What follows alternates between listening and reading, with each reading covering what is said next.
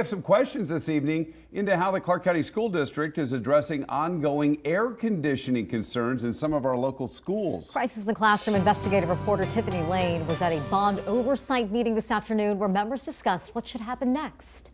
Yeah, good evening. With record-breaking temperatures the last few months, we've heard from several community members recently about heat challenges at their schools where the AC just hasn't been working. Today, the Bond Oversight Committee asked district leaders what can be done to address this.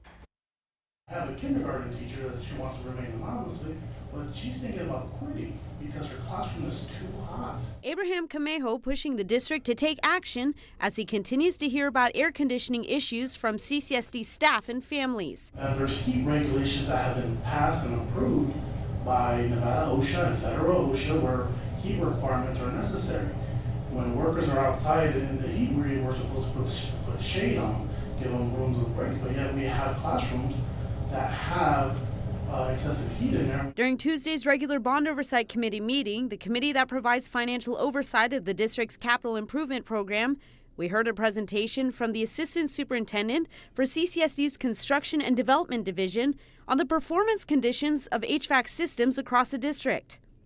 This led to several questions from committee members on the status of schools that have expressed having air conditioning issues. Is there anything you want to say to the public right now about where the district is at in regards to HVAC issues? Here's part of the response. I do want to emphasize that we had at no time less than 80% of full occupancy in operation throughout all of our school buildings. So while the numbers are reflective of a poor condition for that school at that given moment, there was an overwhelming majority of schools that had fully operational HVAC systems where students were in their classrooms learning with the best of intent. Camejo referenced a recent consulting contract that was approved by the CCSD Board of Trustees for $5.7 million towards a facility master plan. When we're spending $6 million on a consultant, and I have schools that need full HVAC replacements, I think we're spending our money incorrectly.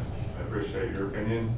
The trustees chose to award that contract. I understand they awarded, but we never even had that discussion as a board. Camejo also asked if recent budget issues impacting local schools will affect their ability to fix any air conditioning problems. There's going to be a certain point where a school won't have its funds your carryover money, and they won't have the funds to go through the facilities. So it is going to trickle down sooner or later. Committee members are asking what they can do to help get these AC issues solved faster. You find this data not to be satisfactory, yes, I would simply ask you guys to make a recommendation to the trustees to direct the superintendent to review different allocations or priorities.